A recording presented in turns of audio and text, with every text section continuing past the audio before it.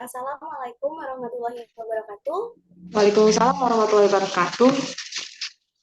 Di sini kami dari kelompok 5 yang beranggotakan saya sendiri, Sri Agustini, dan rekan saya. Erasa Betasari. Nah, di sini kami akan berdiskusi terkait materi sistem pengendalian manajemen, khususnya yaitu materi pada chapter 10, yaitu tentang analisis laporan kinerja keuangan. Baiklah, untuk mempersingkat waktu, langsung aja ya kita masuk ke topik pembahasannya. Nah, berdasarkan pemahaman era nih, topik bahasan kita kali ini kan terkait analisis laporan kinerja keuangan. Nah, tetapi fokusnya tuh terkait varian kan. Nah, Ya, menurut Era nih, bagaimana sih cara menghitung varian tersebut dan bagaimana variasi tersebut itu dalam sebuah praktik? Nah, bisa tolong dijelaskan dulu nggak nih biar teman-teman yang lain biar paham? oke. Yang pertama tuh kita akan membahas mengenai materi hari ini adalah analisis laporan kinerja keuangan kan. Nah, yang pertama adalah menghitung varians. Nah, analisis yang seksama mengidentifikasikan penyebab dari varians dan unit organisasi yang dimana bertanggung jawab untuk hal itu. Nah, sistem yang efektif mengidentifikasikan varians yang terjadi ke tingkat manajemen terendah. Nah, varians bersifat hierarki. Sebagaimana dia itu hasil dari perhitungan varians ini dapat ditindaklanjuti apabila perubahan dalam hasil aktual dianalisis terhadap masing-masing perkiraan. Nah, kerangka analisis yang digunakan dalam analisis varian ini adalah meliputi beberapa hal. Yang pertama yaitu adalah mengidentifikasi faktor-faktor apa saja yang menjadi penyebab kunci dalam mempengaruhi laba. Kemudian merincikan varians laba secara keseluruhan berdasarkan faktor-faktor penyebab kunci tersebut. Nah, kemudian habis kita merincikan varians tersebut, kita akan fokus pada dampak laba dari varians yang terjadi dalam setiap faktor penyebab tadi. Kemudian setelah itu kita akan mencoba untuk menghitung dampak yang spesifik dan kita dapat memisahkan dari setiap faktor penyebab dengan cara memvariasikan satu faktor saja, kemudian faktor-faktor yang lain itu akan kita anggap menjadi konstan. Nah, kemudian kita akan menambahkan kompleksitas secara bertahap, lapis per lapis, tingkat per tingkat, itu mulai dari tingkat akal sehat yang paling mendasar. Nah, kemudian yang terakhir adalah menghentikan proses tersebut ketika kompleksitas yang ditambahkan tadi di tingkat yang baru dibuat tidak dijustifikasikan dengan tambahan wawasan mengenai faktor-faktor penyebab yang akan mendasari varians laba secara keseluruhan. Nah, kemudian varians ini dibagi menjadi dua, yaitu varians pendapatan maksud saya dan varians beban. Nah, varians pendapatan ini dalam bagian ini dia akan menjelaskan mengenai bagaimana penghitungan varians harga, volume, dan bauran penjualan. Nah, perhitungan tersebut dibuat untuk setiap lini produk dan hasil dari lini produk ini akan diagregasikan untuk menghitung total varians. Nah, varians harga penjualan ini akan dihitung dengan mengalihkan selisih antara harga aktual dari harga standar dengan volume aktual. Nah, yang pertama adalah kita bahas mengenai varians bauran dan volume. Seringkali varians bauran dan volume ini tidak dipisahkan. Nah, persamaan dari gabungan antara varians bauran dan volume ini adalah volume aktual dikurangi volume yang dianggarkan akan dikalikan dengan kontribusi per unit yang akan dianggarkan. Nah, yang kedua adalah varians bauran sendiri.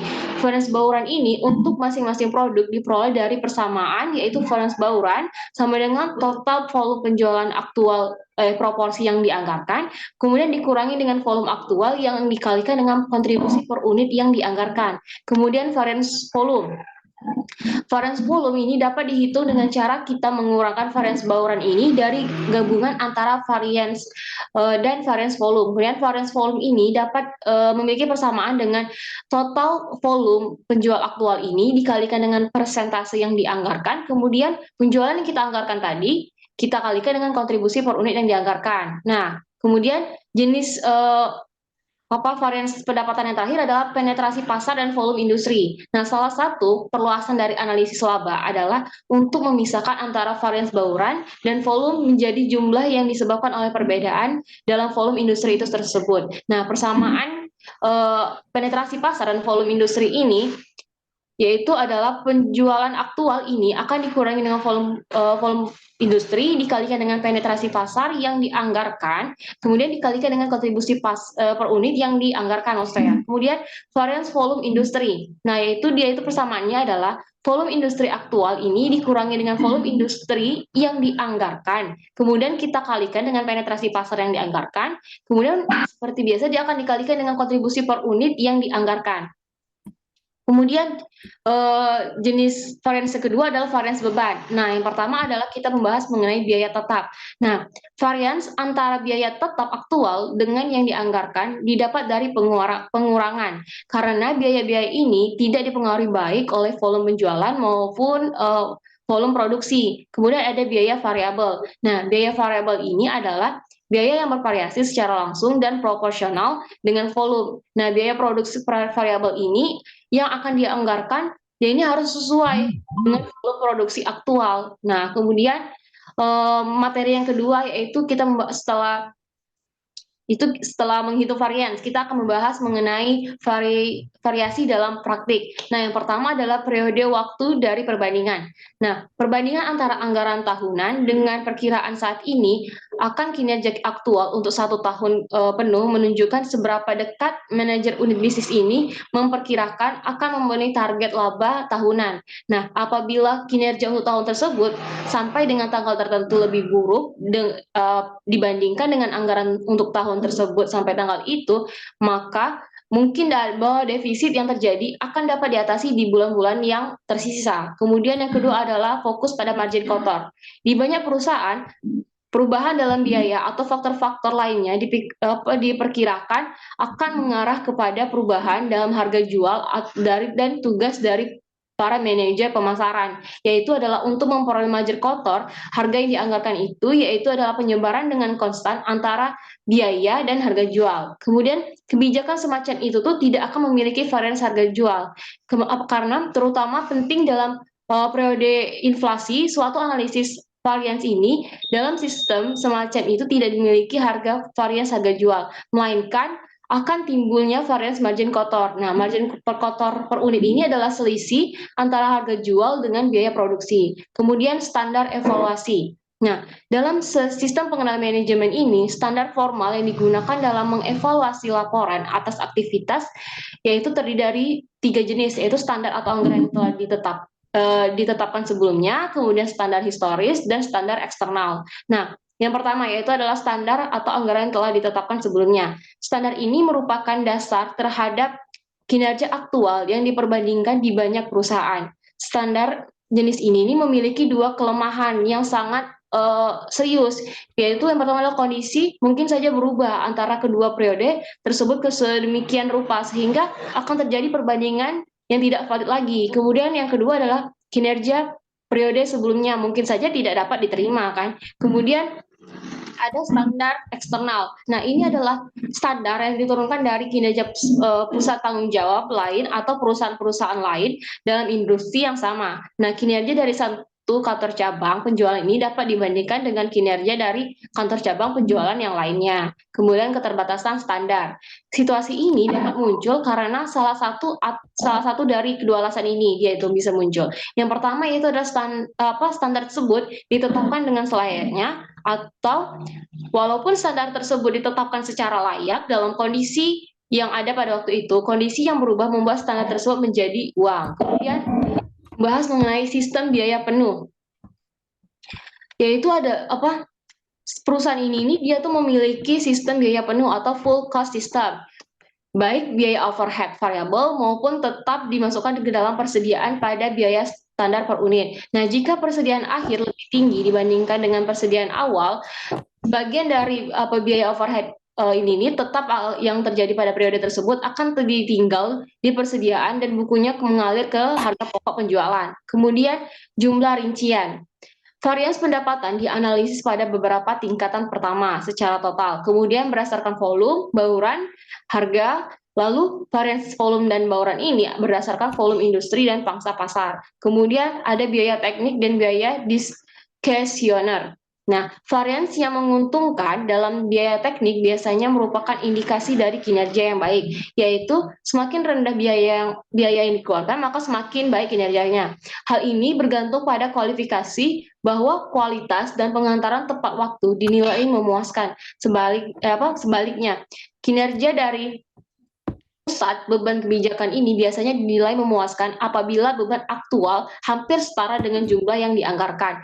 Kemudian tidak lebih tinggi maupun lebih rendah. Hal ini disebabkan karena varians yang menguntungkan dapat mengindikasi bahwa pusat tanggung jawab tersebut tidak melaksanakan dengan mencukupi fungsi-fungsi yang disetujui akan dilaksanakan. Nah, karena beberapa elemen dalam pusat beban secara fakta merupakan beban teknik, maka varians yang menguntungkan adalah yang benar-benar dia itu menguntungkan dari beberapa yang menyangkut dengan elemen-elemen. Nah, itu yang Era tahu mengenai cara menghitung varians. Kita bahas ada varians pendapatan dan beban. Kemudian kita akan membahas mengenai standar evaluasi, kemudian ada keterbatasan dalam analisis varians. Nah, Sri bisa tolong jelasin mengenai kedua hal itu, atau Sri ada materi tambahan juga dibolehkan. Oke, baik ya atas kesempatannya. Tadi juga udah sempat dijelasin tuh sama Era terkait standar evaluasi. Nah, di sini Skip pengen menekankan lagi nih terkait standar evaluasi. Tadi kan mungkin kurang lengkap ya. Nah, di sini ada 3 tipe standar formal yang seringkali digunakan untuk mengevaluasi suatu laporan dalam kondisi yang aktual. Yaitu yang pertama, standar anggaran atau standar perkiraan. Ini merupakan suatu standar yang paling sempurna jika dibuat dengan penuh hati-hati dan terkoordinasi. Kemudian yang kedua itu ada namanya tadi standar historis, di mana standar historis ini merupakan suatu standar yang berkaitan dengan pengukuran kinerja suatu perusahaan. Nah, di mana kinerja tersebut itu akan diukur dengan cara membandingkan kondisi aktual pada periode lalu dengan kondisi pada periode saat ini. Nah, standar ini tuh memiliki 2 kelemahan ya, di mana yang pertama itu untuk kelemahan pertama itu adanya perubahan kondisi antara 2 periode yang diperbandingkan, sehingga hasil perbandingan tersebut itu akan menjadi tidak akurat. Nah, kemudian yang kedua itu kinerja pada periode yang lalu itu tidak dapat diterima. Nah, meskipun standar ini mempunyai beberapa kelemahan, namun standar tersebut tuh digunakan oleh beberapa perusahaan karena tidak adanya standar perkiraan lain yang dianggap lebih baik seperti itu. Nah, kemudian yang terakhir jenis standar yang ketiga itu ada standar eksternal, di mana standar eksternal ini adalah suatu standar yang digunakan untuk mengukur kinerja suatu perusahaan dengan cara membandingkan dengan pusat pertanggungjawaban yang lain atau perusahaan lain yang bergerak di bidang industri yang sejenis. Nah, ini ada beberapa perusahaan yang biasanya menjadikan perusahaan lain yang dianggap memiliki kualitas manajemen yang paling baik sebagai model mereka atau sebagai dasar perbandingannya. Nah, proses ini itu disebut sebagai benchmarking. Kemudian yang ketiga ada yang namanya keterbatasan analisis varians. Nah, jadi di dalam menganalisis varians itu analisis ini itu mempunyai keterbatasan. Yang pertama, keterbatasannya itu hanya dapat mengidentifikasi di mana sih varians atau perbedaan itu terjadi.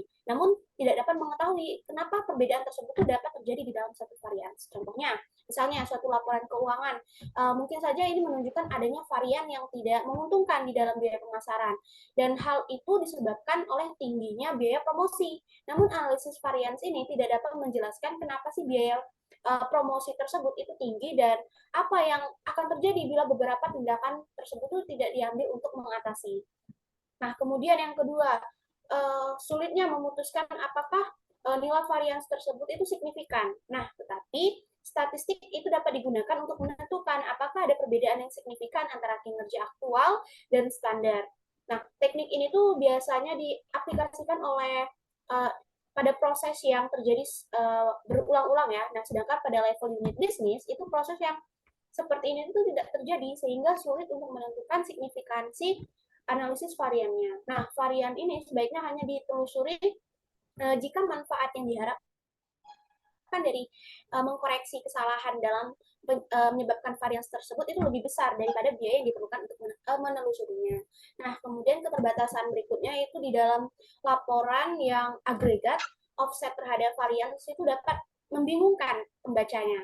Nah, hal ini tuh itu dapat dijelaskan sebagaimana misalnya nih seorang manajer yang melihat laporan suatu unit laporan suatu unit manufaktur itu mungkin saja mengira bahwa kinerja unit tersebut itu sesuai dengan anggaran.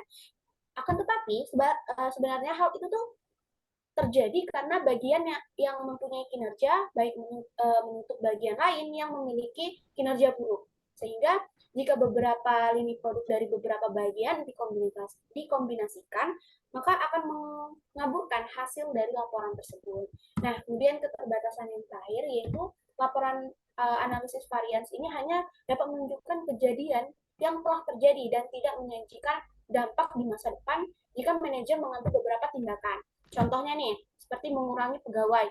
Nah, ini mungkin akan meningkatkan keuntungan masa kini, namun akan menyebabkan kerugian di masa yang akan mendatang. Nah, kemudian ada yang namanya tindakan manajemen. Nah, jadi prinsip utama di dalam menganalisis laporan keuangan formal itu adalah tidak ada perbedaan yang sangat mengejutkan dalam laporan laba bulanan, di mana pertimbangan perilaku dalam evaluasi kinerja itu setiap manajer itu memiliki pendekatan yang berbeda dalam segi pengendalian. Manajer seringkali melakukan pengontrolan terhadap unit-unit di bawah unit-unit di awalnya disebut pengendalian ketat atau manajer yang hanya mengontrol satu kali dalam setahun disebut sebagai pengendalian longgar. Nah, ketat atau longgarnya suatu pengendalian itu bukan ditentukan dari tingkat pendelegasian, namun dari luas tindakan pengendalian tersebut. Nah, kemudian ada yang namanya efek perilaku dari pengawasan ketat dan longgar. Jadi sistem pengendalian ketat ini memiliki dua keuntungan dibandingkan sistem pengendalian longgar, yaitu yang pertama, pengendalian ketat itu mencegah manajer dari pemborosan dan inefisiensi. Kemudian yang kedua, terus memotivasi manajer untuk mencari jalan terbaik dalam mencapai target keuntungan. Kemudian ada yang namanya kontrol ketat dapat menghasilkan beberapa disfungsional efek. Yang pertama itu manajer akan lebih terfokus pada tujuan-tujuan jangka pendek sehingga mengambil keputusan yang berbahaya bagi perusahaan di masa mendatang. Nah, kemudian kedua itu menekankan profit jangka pendek sehingga tidak mengambil kesempatan yang dapat memberikan keuntungan di masa mendatang. Kemudian yang ketiga itu timbulnya distorsi komunikasi antara manajer unit dan manajer senior jika anggaran itu dijadikan satu-satunya tolak ukur. Kemudian yang keempat itu pengawasan ketat itu dapat mendorong manajer memanipulasi data. Nah, menurut Hopwood, itu pengendalian ketat itu dapat menyebabkan yang pertama, terjadinya tingkat hubungan kerja yang baik, kemudian melemahnya hubungan dengan superior, kemudian melemahnya hubungan dengan rekanan, dan manipulasi laporan akuntansi. Kemudian yang terakhir itu terkait faktor-faktor yang mempengaruhi pilihan pengendalian ketat versus longgar. Nah, jadi kemampuan ini, kemampuan unit bisnis untuk mencapai tujuan, yaitu menghasilkan laba tergantung pada 4 faktor. Dimana faktor pertama itu terkait kelelasan bagi manajer unit melatih dirinya. Nah, artinya semakin besar keleluasan yang diberikan kepada manajer unit, maka akan semakin sulit mencapai keputusan yang tepat karena tiap manajer ini memiliki pertimbangan masing-masing. Tapi jika manajer unit ini dibatasi keleluasannya, hal itu akan menambah beban manajer senior di atasnya. Kemudian yang kedua, sejauh mana manajer unit itu diberikan kemampuan untuk mempengaruhi pengendalian keputusan.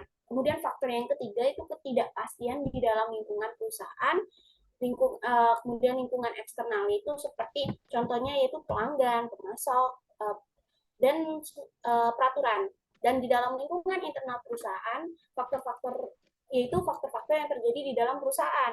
Nah, itu tidak dapat diprediksi secara pasti.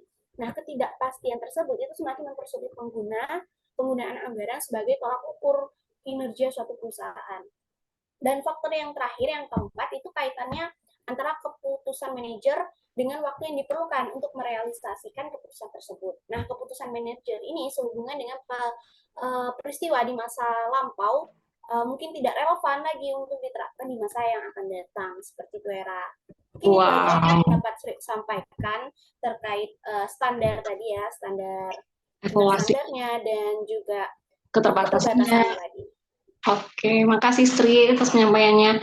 Oke, teman-teman, kita udah di akhir podcast. Pada hari ini kita membahas mengenai analisis laporan kinerja keuangan, di mana kita tadi membahas mengenai menghitung variance, kemudian ada dua macam variance, yaitu variance pendapatan dan variance beban, kemudian ada membahas mengenai standar evaluasinya, keterbatasan dalam variance kan. analisis variance, kemudian ada membahas mengenai tindakan manajemen, kemudian ada efek dari perilaku dari pengawasan ketat dan longgar. Nah, kami dari kelompok 5 memohon maaf apabila ada salah kata, salah ucap, salah tingkah. Kepada Allah kami mohon ampun. Sampai ketemu di podcast minggu depan. Wabillahi taufiq wal hidayah. Wassalamualaikum warahmatullahi wabarakatuh. Dadah.